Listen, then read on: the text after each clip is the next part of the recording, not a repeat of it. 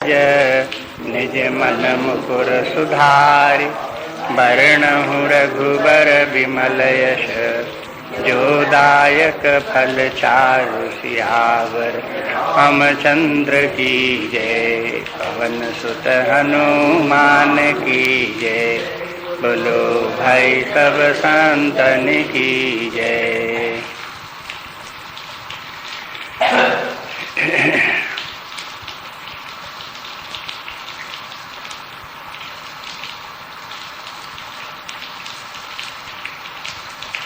दोहा 127 के बाद 127।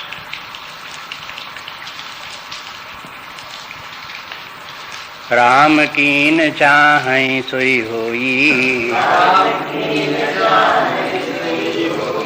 करे अन्यथा यस नहीं कोई। शंभु वचन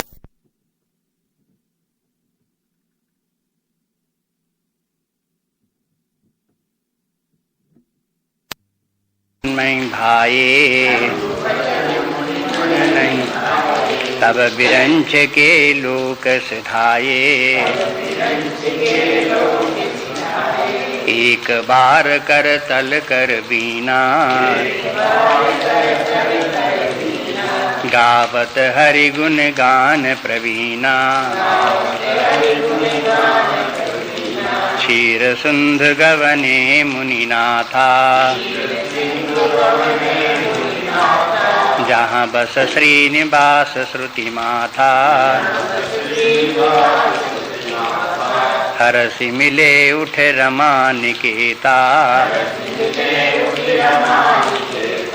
बैठे आसन ऋषि समेता।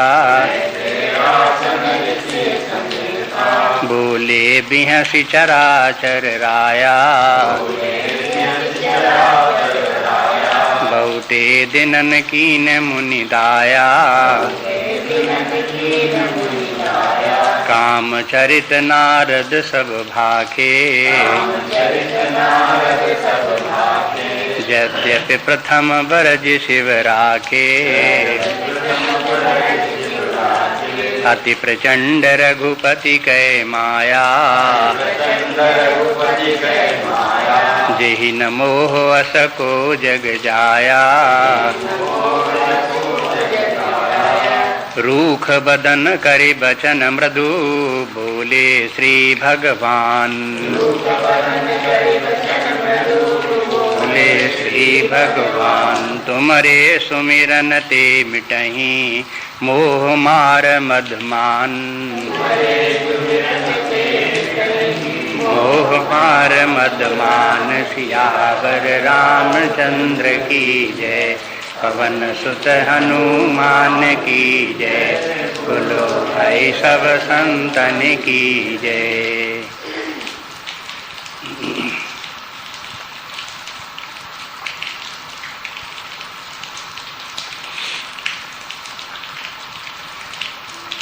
अब स्मरण करें, नारद जी शंकर जी के पास गए और उन्होंने जो घटना घटी थी उसका सबका वर्णन किया। शंकर जी ने नारद जी को मना किया कि ये तुम जिस प्रकार से हमको ये सब बता रहे हो, ऐसे भगवान से नारायण से जा कर के मत बताना कभी। अगर कोई प्रसंग चले तो ही इस बात को छिपाना। नारद जी को ये बात अच्छी नहीं लगी। नारद जी ने इस बात को माना भी नहीं और उनको ये बात प्रिय लगी भी नहीं, दोनों बातें में। अब उसके बाद क्या होता है, अब नारद जी के मन में ये बात क्यों आई और शंकर जी के उनके विचार से इनका तालमेल क्यों नहीं बैठा, इसका जो है बताते हैं कि देखो, राम कीन चाहे ही सोई होई। जो भगवान करना चाहते हैं वही होता है। करे अन्यथा अस नहीं कोई। अन्यथा मैंने कुछ और करना चाहे संसार में तो वैसे नहीं कर सकता। जो भगवान चाहते वही होता है। एक बार फिर ध्यान रखें कि शास्त्र में विरोधी बातें आती रहती हैं और उनको समझने के लिए व्यक्ति को सावधानी पूर्वक ध्यान देना चाहिए। दोनों बातें सत्य हैं अपने अपने स्थान पर। एक बात ये भी सत्य है कि परमात्मा जो कुछ करना चाहता वही होता है। दूसरी तरफ ये भी है कि जो भी जीव जितने भी हैं, मनुष्य हैं, प्राणी हैं, वे सब जो जस करे सो तस फल चाखा, जो जैसा करता है वैसा फल पाता है।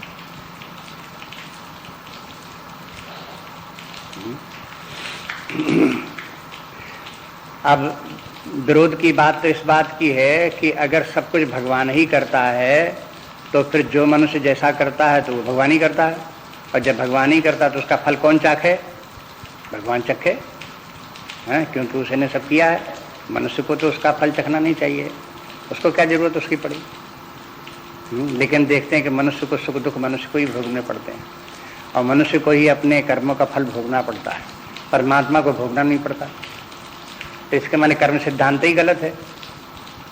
कई प्रकार से विचार करो तो मालूम होगा इसके माने कर्म सिद्धांत गलत है। कर्ता परमात्मा है और भोगता है जीव, तो कर्म सिद्धांत गलत हो गया। कर्म सिद्धांत तो ये कहता है कि जो जैसा करे वैसा उसको फल भोगना पड़ता है।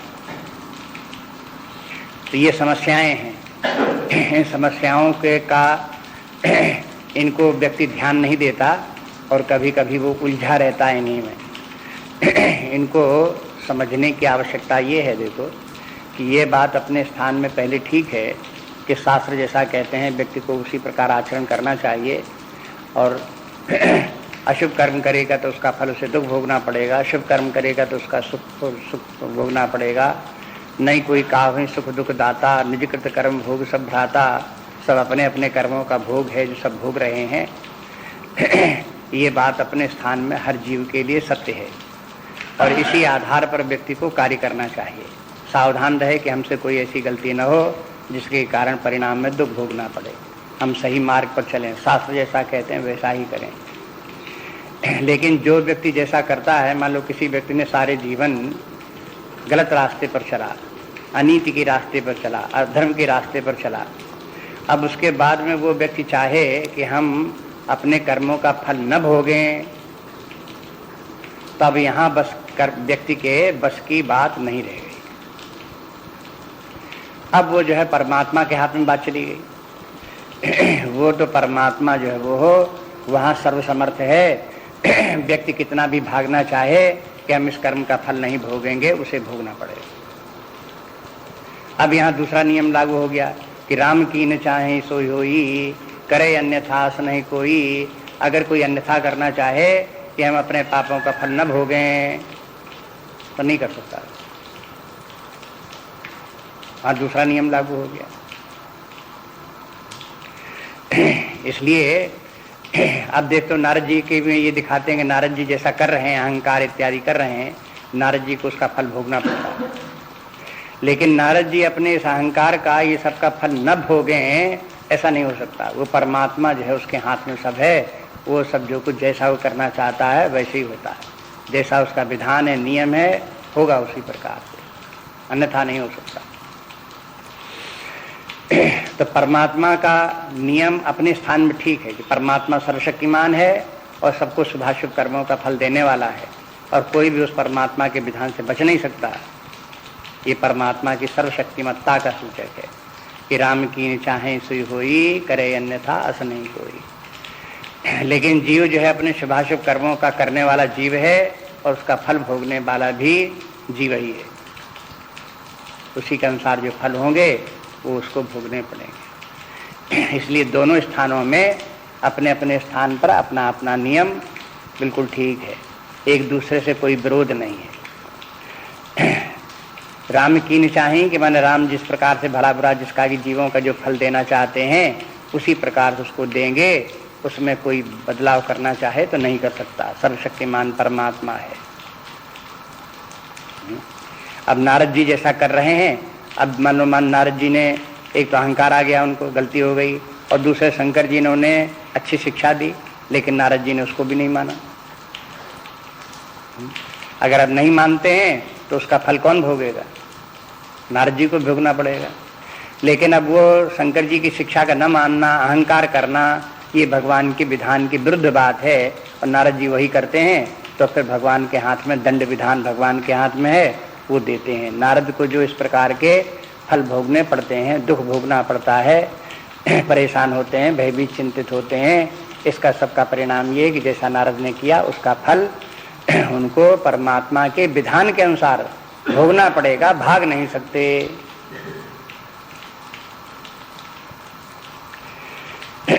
शास्त्र भी इसी प्रकार से, शास्त्र का यही कथन शास्त्र का हुआ और हर व्यक्ति के लिए यही है। व्यक्ति अपने आप में समझता रहता है कि देखो हम ये काम छिपा करके कर लेंगे, कोई जान नहीं पाएगा तो हम बच जाएंगे इससे।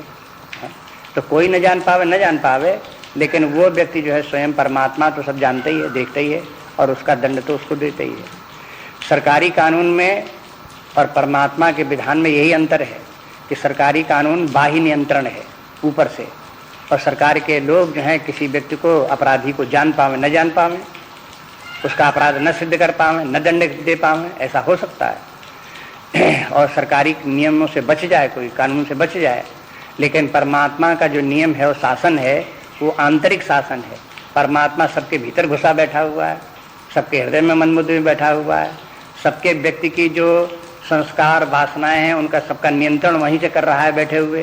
तो वो तो व्यक्ति जैसा कुछ करेगा, जैसे संस्कार वासनाएं बनेंगी, उनका फल भीतर ही भीतर परमात्मा दे रहा है, उससे कोई बच नहीं सकता। उससे छिपाने की भी कोई बात नहीं, परमात्मा से कुछ छिप भी नहीं सकता और परमात्मा के विधान से कोई बच भी नहीं सकता। सरकारी कानून में तो ऐसा देखते हैं बहुत बार कि देश में, अपने भारतवर्ष में किसी ने अपराध किया, भाग गया अमेरिका, वहाँ रह रहा है। एक यहाँ रायबरेली में एक ने पेपर मिल खोला, सरकारी पैसा ऐसा ले लेवा करके, और उसमें वो लोन वगैरह बहुत सा लिया लवाया, कारखाना चलाया, उसका पेपर मिल चालू भी हुआ, सब काम हुआ उसमें। लेकिन उसके बाद जो है उसने इसी बीच में अपना पैसा जो लगाया था वो सब निकाल लिया, सरकारी पैसा भी जहाँ कहीं जो कुछ भी था वो निकाल लिया। किस प्रकार से कि जो उसको जो रॉ मटेरियल वगैरह जहाँ से परचेज करता था वो सब उधार उधार उधार उधार लेता रहा, कागज अपने नगद नगद नगद बेचता रहा।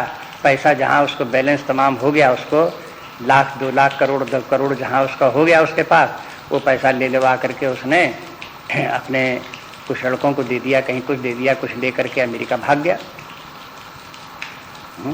अब उसका पता ही गायब, ढूंढे ही नहीं मिलता पुलिस वालों को, कहाँ चला गया, क्या हो गया, मिल बंद हो गया। अब सरकार क्या कर ली, ज़्यादा से ज़्यादा यही कर सकती है कि मिल को नीलाम कर दे, जो कुछ पैसा मिल जाए तो मिल जाए, तो वो भाग गया। लेकिन यहाँ पर जो है ये परमात्मा के विधान में कोई भाग करके जाए तो कहाँ जाएगा? हिंदुस्तान छोड़े, चाहे अमेरिका छोड़े, चाहे स्वर्ग जाए, चाहे नर्क जाए, कहीं भी जाए, परमात्मा का तो नियम सब जगह लागू है, कानून सब जगह लागू है, और वो सब जगह हाजिर है, सब जगह वो दंड का विधान लिए बैठे, अपना डंडा लिए हुए, कानून का डंडा लिए सब जगह खड़ा हुआ, सबके हृदय हृदय में, वो उससे बच नहीं सकता, कोई भाग नहीं सकता।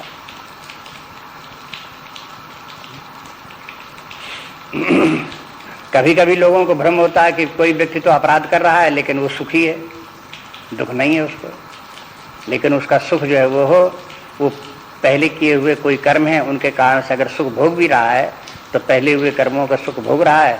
वर्तमान में जो अपराध कर रहा है उसका आगे फल मिलेगा उसे, जब कर्म का परिपाक होगा तब उसके बाद में एक समय आने पर उसका कर्म का फल उसे भी वो भी प्राप्त होगा। फिर दूसरी ये, कभी कभी लोग बाग दुखी व्यक्ति को भी सुखी मान लेते हैं। बहुत ही मोटी दृष्टि हुई तो ऐसे समझ लेते हैं किसी व्यक्ति ने चोरी डाका करके, अपराध करके बहुत धन इकट्ठा कर लिया, तो उसके पास पैसा देख करके लोग बाग मान लेते हैं ये तो बड़ा सुखी है, चोरी की डाका डाला तो क्या हुआ, बड़ा सुखी है। लेकिन वो सुखी होता नहीं है। उस समय जब उसके पास बहुत पैसा होता है तो बड़ी चिंता होती है, रात रात भर नींद नहीं आती, भागा भागा फिरता है, तमाम उसके मानसिक सिर दर्द उसके तमाम पैदा हो जाते हैं, तो भीतर से वो बड़ा दुखी है। लेकिन लोग बाग देखते हैं इसके पास पैसा है तो बड़ा सुखी मानते हैं, तो ये भी गलत है। मान लेने से कोई सुखी मान लेने से कोई सुखी थोड़ा हो गया, वो तो अपने अपराध के कारण से दुखी है ही है अपने भीतर से। उससे पूछो कि भाई तुम जब अपराध नहीं किए थे तब तुम सुखी थे कि अब अपराध करके इतना पैसा इकट्ठा कर लिए तो आप सुखी हुए? अगर वो सच्चाई के साथ बता देगा तो मालूम हो जाएगा कि क्या वो सुखी नहीं दुखी है, दुनिया कुछ भी मानती रहे। तो इस तरह से देखते हैं कि ये जो विधान है परमात्मा का, ये भीतर ही भीतर काम करता है और इससे कोई नहीं बच सकता। इसलिए कहते हैं कि राम कीन चाहे सोई कोई, करे अन्यथा आस नहीं कोई। इस नियम को कोई तोड़ नहीं सकता और इस नियम से कोई बच नहीं सकता। पक्का नियम ये। इसलिए कहते हैं शंभु वचन मुनि मन नहीं भाए। शंकर जी की बात जो है वो हो। अब आगे कथा बताते हैं कि शंकर जी ने इतना समझाया, लेकिन नारद मुनि को शंकर जी की बात पसंद नहीं आई और तब विरंच के लोक सिधाए। अब उसके बाद जो है वो हो वहाँ से चले गए नारद जी। और कहाँ गए? अब विरंच के लोक सिधाए में ब्रह्मलोक चले गए। नारद जी का अपना निवास स्थान ब्रह्मलोक है। होमलैंड उनका अपना जो है वो ब्रह्मलोक है। जब होते जहाँ घूमते घामते जब जाते हैं कहीं तो अपने लौट करके ब्रह्मलोक चले गए। अब वहाँ ब्रह्मलोक में क्या हुआ? अब उन्होंने ब्रह्मा जी से कोई इसकी चर्चा चलाई कि नहीं चलाई वो सब यहाँ नहीं कहते, लेकिन ब्रह्मलोक से फिर नारद जी एक बार फिर निकले, चले वहाँ से। अब ब्रह्मलोक में 2.5 घड़ी ज़्यादा ठहर तो सकते नहीं थे, इसलिए वहाँ से फिर निकले। तो क्या हुआ? एक बार करतल कर बीना, वो एक हाथ में बीणा लिए हुए, करताल लिए हुए निकले वहाँ से। गावत हरि गुण गान प्रवीणा, भगवान के गुण गान करते हुए निकले वहाँ से, भगवान का नाम लेते हुए, भजन कीर्तन करते हुए, बीणा बजाते हुए नारद जी वहाँ से निकल पड़े। चले कहाँ गए? क्षीर सुंदर गवने मुनिनाथा। मुनिनाथ जो है नारद जी है वो क्षीर सुंदर पहुँचे। क्षीर सागर पहुँचे। क्षीर सागर क्यों गए? कि तहाँ बस श्री निवास श्रुति माथा, कि वहाँ तो श्रुति निवास, श्रुति माथा, श्री निवास भगवान नारायण जहाँ वास करते हैं वहाँ पहुँचे। अब देखो ये सब पौराणिक कथा फिर है। ये कहने के तरीका पुराण की बात ये कि क्षीर सागर है, वहाँ भगवान वास करते हैं। अभी क्षीर सागर कहाँ है? पृथ्वी के ऊपर इतने समुद्र हैं, लेकिन उनमें क्षीर सागर कहीं नहीं है। दूध का समुद्र हो ऐसा कोई समुद्र नहीं, सफेद समुद्र हो। तो फिर क्षीर सागर कहाँ है? ये पौराणिक क्षीर सागर है। पुराणों के अनुसार एक सागर है जो दूध का समुद्र है। तो ये दूध का समुद्र जो है वो ये सत्वगुण है, समष्टि सत्वगुण जो है वो क्षीर सागर है। वहाँ परमात्मा वास करते हैं। जिसके हृदय में सत्वगुण की प्रधानता हो जाए उसके हृदय में भी भगवान आ जाए, क्योंकि भगवान तो सत्वगुण में वास करते हैं। लेकिन लोगों का स्वभाव होता रजोगुणी और तमोगुणी होता है, तो वहाँ परमात्मा के दर्शन होते नहीं, परमात्मा की प्राप्ति नहीं होती। सबके हृदय में परमात्मा का वास है, लेकिन तमोगुण है तो परमात्मा का वास हृदय में नहीं दिखाई देगा। रजोगुण है तो परमात्मा का वास हृदय में नहीं दिखाई देगा। सत्वगुण होगा तो परमात्मा का वास हृदय में दिखाई देगा। तो क्षीर सिंधु के माने है समष्टि सत्वगुण, उसमें भगवान नारायण वास करते हैं। और श्रीपति, श्रीनिवास, ये भगवान जो है ये है लक्ष्मीपति भगवान नारायण है। लक्ष्मीपति माने समस्त भौतिक समृद्धि और आध्यात्मिक समृद्धि उनके सबके स्वामी भगवान हैं, इसलिए उनको श्रीपति कहते हैं। लक्ष्मी के 2 रूप हैं, एक लक्ष्मी भौतिक लक्ष्मी, एक आध्यात्मिक लक्ष्मी, 2 प्रकार की।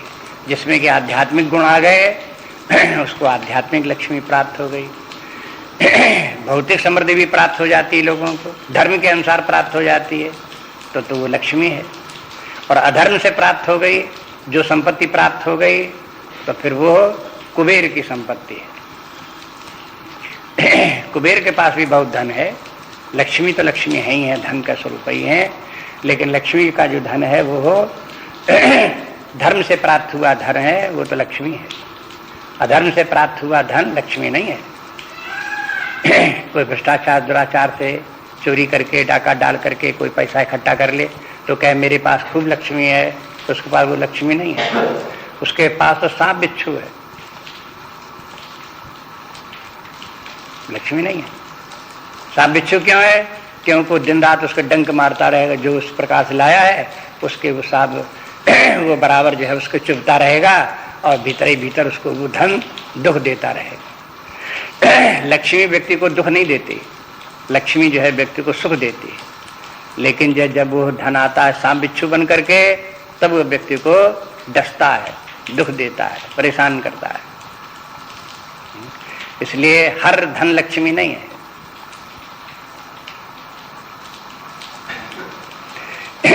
इसलिए जो है फिर वो हो श्रीनिवास भगवान जो है वो हो जहाँ है वहाँ पर पहुँचे। जिनकी कि धर्म से प्राप्त हुई लक्ष्मी, सुख देने वाली जो लक्ष्मी है जिसको कि प्राप्त हुई, उसके स्वामी भगवान नारायण हैं। उनके पास जो है नारद जी वहाँ पहुँचे। रामचरितमानस में भगवान के 1000 नाम से भी ज़्यादा नाम दिए गए हैं। राम के नाम 1000, तो विश्व सहस्त्र नाम तो है ही है, तो 1000 नाम तो है ही है रामायण में, और उससे भी ज़्यादा है। एक नाम भगवान का है श्रुति माता, ये विष्णु सहस्त्र नाम में नहीं आता, श्रुति माता भगवान है।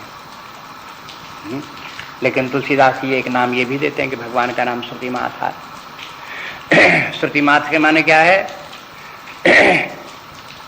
वेदांत। भगवान नारायण जो है वेदांत स्वरूप है। वेदांत के माने क्या है? जो वेद का अंतिम भाग है, कंक्लूडिंग चैप्टर है, लास्ट चैप्टर है, उसे वेदांत कहते हैं। वेद का अंतिम भाग वेदांत, उसे श्रुति माथ या श्रुति मस्तक या श्रुति शिरोभाग ये भी बोलते हैं उसे। जैसे मनुष्य का सबसे ऊपरी भाग सिर है, इसी प्रकार से वेदों का सिर क्या है? उपनिषद है। उपनिषद को वेदांत कहते हैं। वेदांतो नाम उपनिषद प्रमाणम, जो उपनिषद का जो ज्ञान है उसे वेदांत कहते हैं। ये वेदांत परमात्मा का ही स्वरूप है। ये शुद्ध ज्ञान है, यथार्थ ज्ञान है, और परमात्मा का ज्ञान और परमात्मा स्वरूप है। इसलिए भगवान जो है नारायण हैं, वे श्रुति मात हैं। कथा तो नारद जी की चल रही है, लेकिन बीच बीच में जो है वो भगवान क्या हैं, ये तो रामचरितमानस का मुख्य उद्देश्य यही कि परमात्मा का ठीक ठीक ज्ञान हो और ठीक ठीक समझ में आवे, तो उस परमात्मा का निरूपण करते रहते हैं। बीच बीच में प्रसंग आता रहता है इस प्रकार से। जहाँ बस श्रीनिवास सत्यमासा, परमात्मा तो निर्गुण निराकार सच्चिदानंद स्वरूप है, लेकिन वो परमात्मा का जगत से जब संबंध होता है तब सत्वगुण के द्वारा होता है। परमात्मा सत्वगुण की उपाधि से ईश्वर भाव को प्राप्त होता है, और वो ईश्वर जो है फिर वो वही ईश्वर शास्त्र का ज्ञान देने वाला भी है, वेदों का ज्ञान देने वाला वही ईश्वर ही है। वो उसी की सहज श्वास श्रुतिचारी है। आगे चल करके बता देंगे, भगवान ने अवतार लिया जाकी सहज श्वास श्रुतिचारी, जिस ईश्वर की श्वास ही श्रुति है। माने ईश्वर श्वास क्या लेता है? वेदांत ही का सांस उसकी चलती है, तो वेदांत की सांस चलती है, यही श्रुतियां हैं उसकी। तो परमात्मा को इस प्रकार से समझने के लिए समझें कि वेदांत को समझें तो समझ में आवे कि परमात्मा क्या है। तो इसलिए कहते हैं कि वो फिर जहाँ बस श्रीनिवास श्रुति माथा, वहाँ पर पहुँचे और हर्ष मिले उठ रमा निकेता। और उनको जो श्रीनिवास कहा था वही रमा निकेत हो गए। श्री माने रमा, निकेत के माने निवास से वहाँ का, तो जहाँ लक्ष्मीवास भगवान जो है वो फिर वहाँ उठ करके मुनि से मिले। वहाँ बैठे हुए जहाँ पर अपने सिंहासन के ऊपर विराजमान थे, तो जब मुनि आए तब उठ करके बड़े प्रेम पूर्वक उनसे भगवान मिले। हर्ष मिले उठ रमा निकेता, और बैठे आसन ऋषि समेता। और उन्होंने मुनि का बड़ा आदर किया, नारद जी का, और नारद जी को लेकर के उनसे मिल करके, माने जैसे उनको छाती से मिले हों, हृदय से मिले हों, और फिर उनको लाए। जिस आसन के ऊपर भगवान बैठे हुए थे उसी आसन पर नारद जी को भी भगवान ने अपने बगल में बैठाला और वहीं पर बैठे रहे। अब इसके माने भगवान ने नारद जी का बड़ा आदर किया। नारद जी भगवान के भक्त हैं, बड़े भक्त हैं भगवान के, इसलिए भगवान भी अपने भक्तों का बड़ा आदर करते हैं। ऐसे अपने पास ही उनको नारद जी को बैठा दिया। अब देखो नारद जी की महिमा यहाँ बता दी। एक और तो नारद जी इतने महान कि भगवान के साथ उनके सिंहासन पर बैठ सकते हैं, लेकिन भगवान के सामने कोई आँख भी उठा के नहीं देख सकता। उनके चरणों को छूना भी दूर लगता है। तहाँ नारद जी उनके साथ बैठे हुए हैं। कितनी मानता देखो उनकी नारद जी के। लेकिन अब होता क्या है कि उनके साथ समस्या क्या हो गई कि आगे देखो जो शंकर जी ने जो बात मना की थी वही बात आ गई। बोले बिहस चराचर राया, बहुते दिनन कीन मुनि दाया। अब ये चराचर राया कौन है? ये भगवान ही वही चराचर के सबके स्वामी है। राया मतलब राजा। चराचर जितनी भी सृष्टि है, अचर सृष्टि जितनी भी पांच भौतिक सृष्टि है, पृथ्वी जल इत्यादि अचर है, और चर है जितने की प्राणी हैं, जीव हैं, वो चर हो गए प्राणी। इन सबके स्वामी हैं। ये प्राणी भी दो प्रकार के हैं, एक वृक्ष आदि अचर प्राणी हैं, दूसरे जीव पशु पक्षी मनुष्य आदि चर हैं। इस प्रकार से चर चर जितने भी सृष्टि है उसके सबके स्वामी परमात्मा भगवान ही है राम। तो फिर उन्होंने क्या कहा उनसे कि बहुते दिनन कीन मुनि दाया, कि हे मुनि आपने बहुत दिनों में दया की। दया के मैंने पधारे, आप इतने दिनों के बाद पधारे, बहुत दिन से हम आपकी प्रतीक्षा कर रहे थे, याद आती थी बहुत दिन से कहाँ गए, कहाँ हुआ क्या, नारद जी आजकल कहाँ हैं। बस जहाँ ये हुई तो नारद जी के लिए तो बस शंकर जी ने कहा कि जहाँ प्रसंग चले तो भी बात को छिपाना, लेकिन नारद जी को तो प्रसंग मिल गया। अब जब भगवान पूछ रहे कि इतने दिन में कैसे आए, तो उनको बताना पड़ा कि अभी तक हम बहुत हिमालय पर्वत की गुफा में आश्रम में वहाँ वास करते थे, तो वहाँ ध्यान किए हुए समाधि अवस्था में वहाँ बहुत दिनों तक लगे, तो वहीं देर लग गई, बहुत दिनों को वहीं रहते रहते। और फिर क्या हुआ कि कामचरित नारद सब भाखे, ये भी बताया कि फिर इंद्र को जो है घबराहट पैदा हुई, फिर उन्होंने काम को भेजा और हमारी समाधि को भंग करने के लिए उसको भेजा। ये सब घटनाएं घटी हुई। अब देखो आगे कहते हैं, याज्ञवल्क्य भरद्वाज को समझा रहे हैं कि यद्यपि प्रथम ब्रज से राखे, यद्यप शंकर जी ने ब्रज राखे तो मैंने मना कर रखा था, यद्यप पहले शंकर जी ने मना कर रखा था कि तुम भगवान नारायण से ये बात मत बताना कभी जा करके, लेकिन नारद जी नहीं माने और भगवान से कामचरित नारद सब भागे मैंने सब बात बता दी। ये भी बता दिया कि उसका कोई प्रभाव हमारे ऊपर नहीं पड़ा और हमने काम पर विजय कर लिया। आखिरकार वो हमारे चरणों पर गिर पड़ा और उसने जो है वो क्षमा मांगी हमसे और फिर हमने उसको माफ भी कर दिया। यहाँ तक सब बात बता दी। अति प्रचंड रघुपति कह माया, जही न मोह असको जग जाया। ये फिर एक नीति वचन है। ये सिद्धांत की बात है। ये याज्ञवल्क्य समझाते हैं, कहते हैं देखो अति प्रचंड रघुपति कह माया, भगवान की माया जो बड़ी शक्तिशाली है, ऐसी शक्तिशाली है कि जही न मोह जग असको जाया, कि संसार में भरा ऐसा कौन पैदा हुआ है जिसके वो ऊपर इस माया का प्रभाव न पड़े। एक परमात्मा को ही छोड़ करके ये माया जो है वो किसी को नहीं छोड़ती, सबके ऊपर इस माया का प्रभाव। परमात्मा मायापति है, उसके ऊपर तो माया का बस नहीं चलता, बाकी ये माया सारे जीवों के ऊपर, समस्त प्राणियों के ऊपर, सारे जगत के ऊपर, ये सब माया ही माया सबके ऊपर छाई रहती है। जाया के माने उत्पन्न हुआ है, उत्पन्न जैसे जीव उत्पन्न होता है तो जितने जीव जन्म लेते हैं वो सब माया के अधीन है। जाया भी कह करके बता दी। परमात्मा एक अजाया है, परमात्मा तो उत्पन्न होता नहीं, वो अनादि है, अनंत है, इसलिए उसके ऊपर तो माया का काम प्रभाव नहीं चलता, उसका बल नहीं चलता। लेकिन और जितने भी जन्म लेने वाले मरने वाले जितने भी प्राणी हैं, शरीर धारण करते हैं, जन्म मृत्यु के यात्रा कर रहे हैं, उन वे सब माया के अधिकार में है, उसी का शासन माया ही उसके ऊपर कार्य कर रही है। ये माया का प्रभाव बताया। तो अब ये जब अब भगवान क्या कहते हैं, नारद जी से जब सुनी काम कथा सुनी वो हो, तो उसके कहते हैं रूख बदन करे बचन मृदु बोले श्री भगवान। तो भगवान जो है वो थोड़ा भगवान हंसे नहीं उस पर, नारद जी की इस बात के ऊपर। वैसे तो हंसी की बात है कि नारद जी को अहंकार हो गया, उस अहंकार को छिपा करके इस प्रकार से बोल रहे हैं, लेकिन नारद जी भगवान नाटकीय हैं, कौतुकी हैं, इसलिए वो अपना नाटक क्या करते हैं कि रूख बदन करके, माने थोड़ा जो है वैसा हंसते नहीं हैं, एक साधारण रूप ऐसे करके बोलते हैं। रूख बदन करी बचन मृदु बोले श्री भगवान। भगवान जो बड़ी मृदुता के साथ में बोले कि तुम्हारे सुमिरन ते मिटाई मोह मार मदमान। ये प्रशंसा है, भगवान ने नारद जी की प्रशंसा की। अरे नारद जी तुम्हारी बात क्या है, तुम तो बड़े महान हो, तुम्हारा कोई स्मरण तक करे तो वो भी काम क्रोध लोभ मोह इत्यादि से छुटकारा पा जाता है। जब तुम्हारे स्मरण करने से इनसे मुक्त हो जाता है तो तुम में ये सब कैसे हो सकते हैं। तुमको मोह का मार के माने काम, ये मोह हो जाए, काम तुम्हारे ऊपर सिर के ऊपर सवार हो जाए, मद हो जाए तुमको, मान हो जाए तुमको, ये सब कैसे हो सकता है। ये सब तुम्हें कुछ भी नहीं हो सकता। तुम इन सब विकारों से, माया के जितने भी विकार हैं उनसे सबसे मुक्त हो। लेकिन ये जितनी चीजें हैं, ये मोह मार मद मान, ये सब माया ही है। अति प्रचंड रघुपति कह माया। तो भगवान की माया बड़ी प्रचंड माया क्या है, मोह मार मद मान। तो ये माया से वो व्यक्ति जो नारद का स्मरण करें वो इस माया से छूट जाए। नारद जी की कथा भी इस प्रकार की, इसका नारद जी की कथा का फल भी ये है कि इस कथा को कोई बार बार पढ़े, बार बार सुने और ये व्यक्ति के स्मरण रहे नारद जी की कथा को तो उसके भी चित्त के ऊपर प्रभाव इस कथा का ये पड़ता है, तो फिर वो अहंकार करना भूल जाता है। उसे लगता है जब नारद जी के अहंकार के कारण ये दशा हुई तब हम अहंकार क्या करें। काम क्रोधात से वो व्यक्ति बच जाता है।